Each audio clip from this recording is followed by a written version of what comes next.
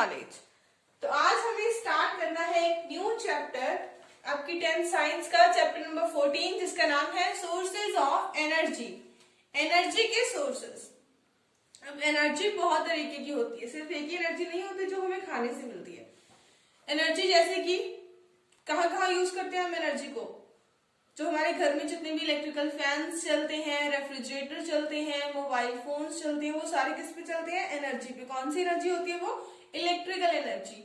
ऐसे ही जो हम फ्यूल यूज करते हैं उसमें एनर्जी होती है, बहुत सारी एनर्जी होती है। तो हमें हर टाइप की एनर्जी के बारे में पढ़ना है कि हमें एनर्जी कहाँ से मिल सकती है, कौन कौन से सोर्सेज हैं जहां से हमें एनर्जी मिल सकती है, कौन कौन से एनर्जी के अच्छे सोर्सेज हैं, और कैसे हम पहचानते हैं कि ये वाला सोर्स एनर्जी का एक अच्छा सोर्स है। वो सारा कुछ हमें डिस्कस करना है।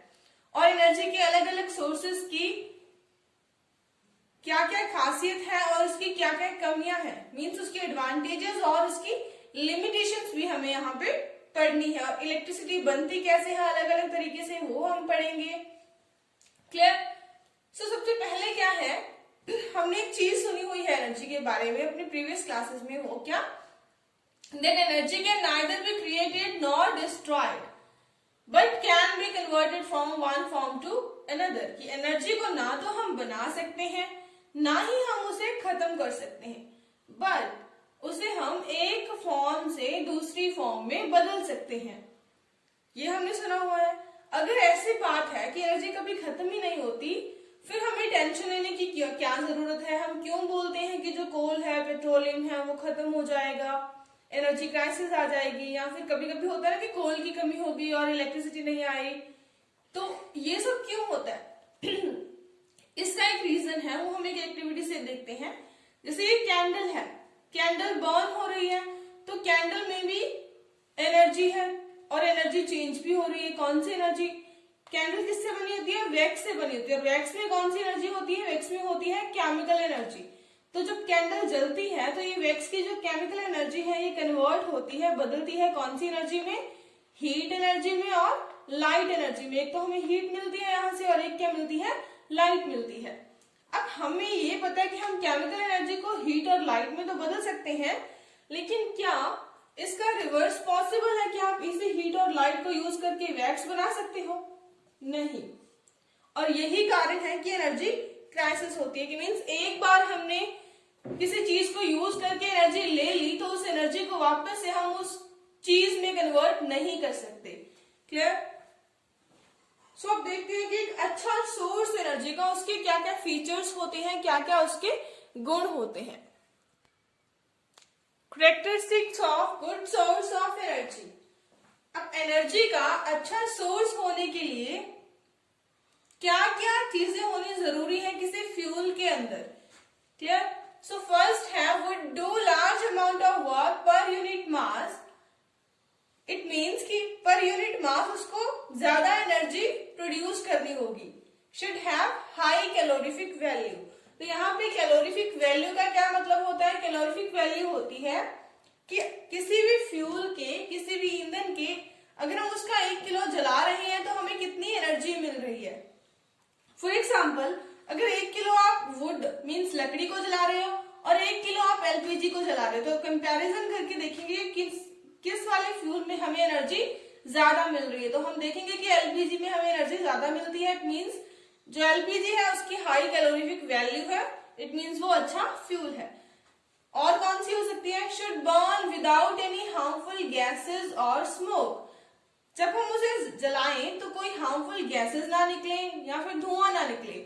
अगर हम लकड़ी को जलाते हैं, वुड को जलाते हैं, तो गैसेस भी निकलती हैं, कार्बन डाइऑक्साइड, स्मोक निकलती है। और अगर हम एलपीजी को जलाते हैं तो कोई इतनी हार्मफुल गैसेस और स्मोक नहीं निकलती। Should be cheap and easily available. तो वो क्या होना चाहिए? चीप होना चाहिए, सस्ता होना चाहिए और इजीली अवेलेबल होना चाहिए। अब वुड और एलपीजी में देखा जाए तो वुड भी चीप है, मिल जाती है गाँवों में जल्दी, और इजिली अवेलेबल है, लेकिन फिर भी ये गुड सोर्स ऑफ एनर्जी नहीं है इन 2 कारणों से। और एलपीजी भी अभी क्या है? चीप है और इजिली अवेलेबल है, सबको मिल जाती है, तो वो एक अच्छा सोर्स है एनर्जी का।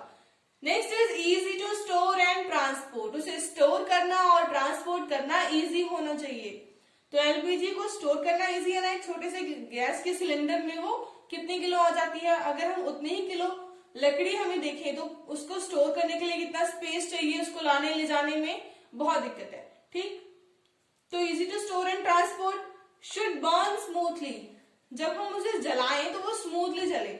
अब एलपीजी को जलाते हैं तो वो स्मूथली जलती है, लेकिन कुछ ऐसी एक्सप्लोसिव चीजें होती हैं जो एकदम से ब्लास्ट भी हो सकती हैं, एकदम से जलती हैं।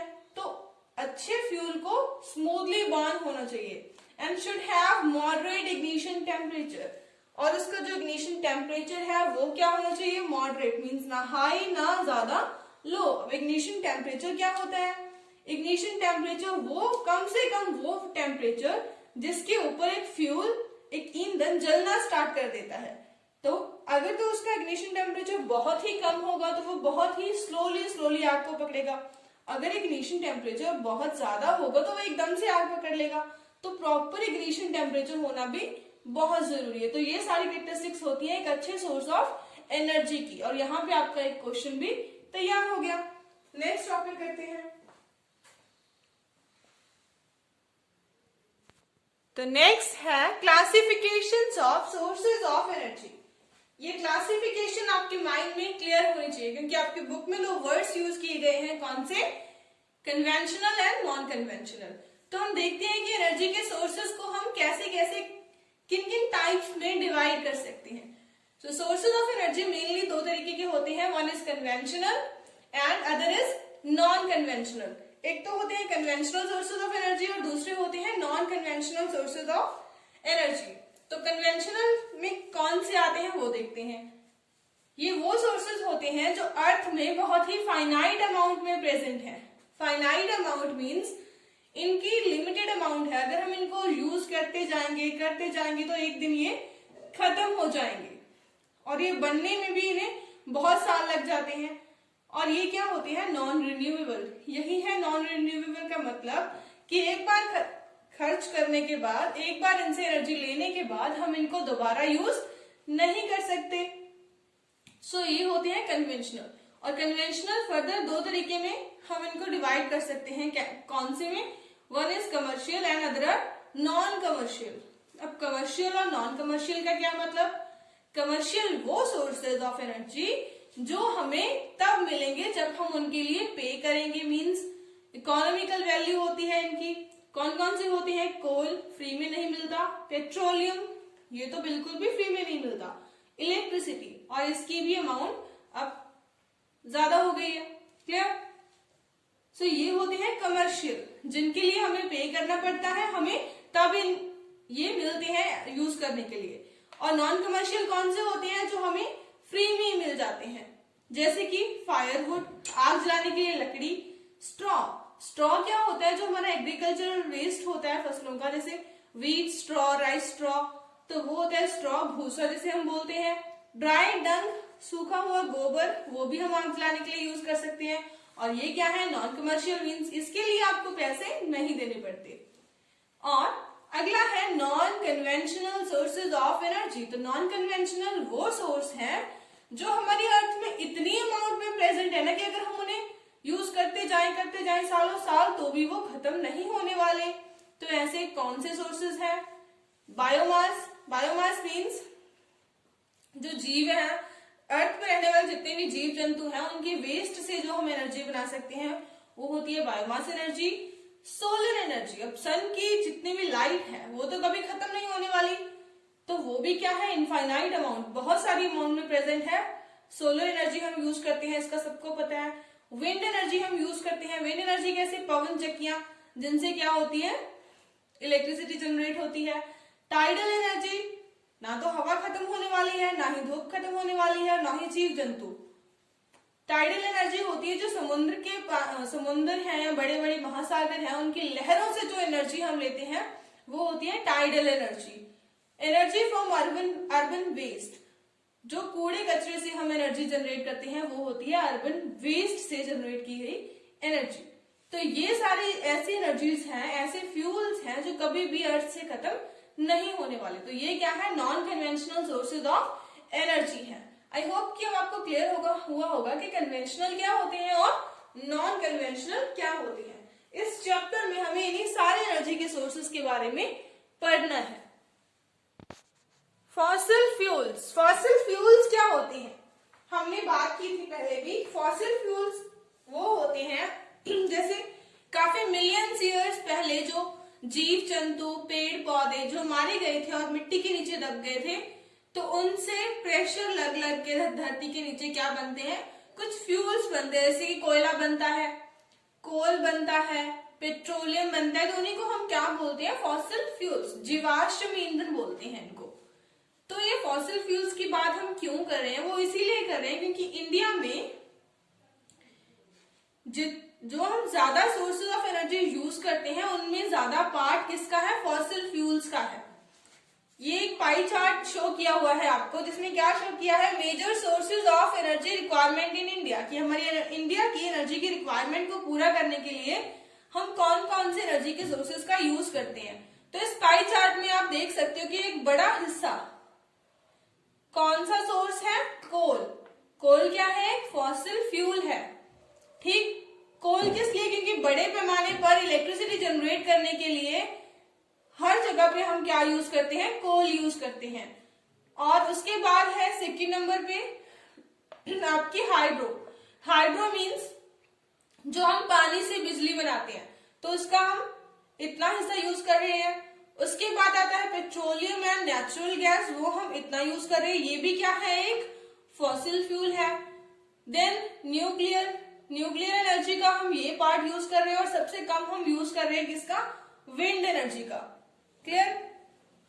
तो फॉसिल फ्यूल्स के कुछ ड्रॉबैक्स हैं, कुछ लिमिटेशंस हैं। हमें पता है कि जो फॉसिल फ्यूल्स हैं वो मिलियंस ऑफ ईयर्स के बाद बनते हैं, और ये धरती में इतनी ज्यादा अमाउंट में नहीं है कि ये कभी खत्म ही नहीं होंगे। हमें पता है कि ये खत्म हो जाएंगे कुछ ही सालों तक अगर हम इनका इसी रेट पे यूज करते गए। तो दे आर नॉन रिन्यूएबल, इन्हें हम दोबारा से जनरेट नहीं कर सकते। Cause air pollution when burn, एक बार जब जला दिए जाते हैं तो जलाने के बाद हार्मफुल गैसेस, स्मोक छोड़ते हैं, तो एयर पोल्यूशन का कॉज करते हैं। इनमें से कुछ ऑक्साइड्स निकलते हैं, नाइट्रोजन ऑक्साइड हो गया, सल्फर ऑक्साइड हो गया, तो ये क्या होती है, एसिडिक ऑक्साइड्स होती हैं, और इनसे क्या होती है, एसिड रेन। ये एटमॉस्फेयर में जाते हैं, रेन के साथ मिलके एज एसिड रेन धरती के ऊपर आते हैं और नुकसान करते हैं। Cause of global warming. Global warming means जो CO2 gas, carbon dioxide gas release होती है। CO2 गैस हमारे एटमॉस्फेयर में क्या करती है, जो सूर्य की जो किरणें होती हैं, सन की जो लाइट है, उसको ट्रैप करके रख लेती है, उसको वापस नहीं जाने देती। तो इससे अर्थ का जो टेम्परेचर है वो लगातार बढ़ता जाता है। अब कार्बन की अमाउंट, कार्बन डाइऑक्साइड की अमाउंट बढ़ने से ग्लोबल वार्मिंग भी बढ़ेगी, और कार्बन डाइऑक्साइड की अमाउंट बढ़ती है किससे, फॉसिल फ्यूल्स को जलाने से। Clear?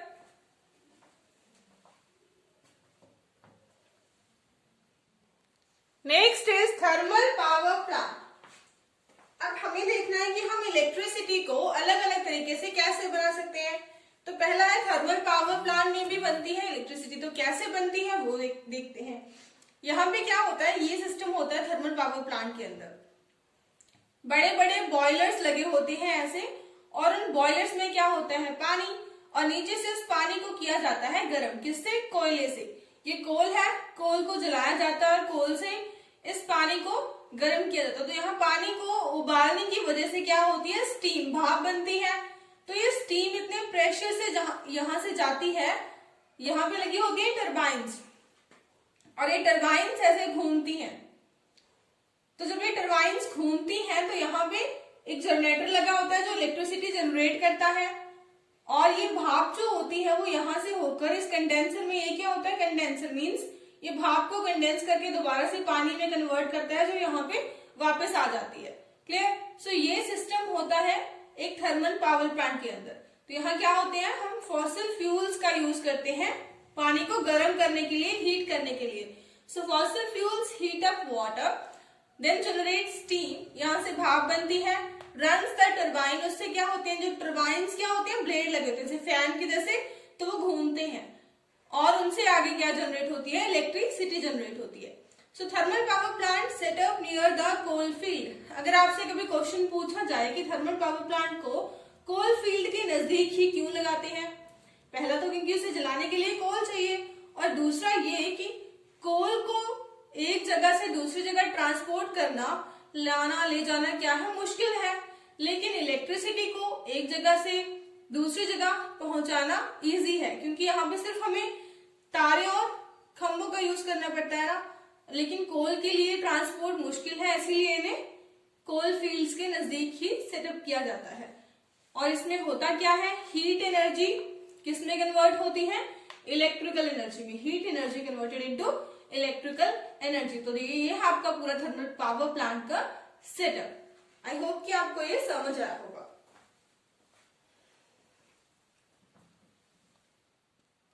Next is hydro power plant.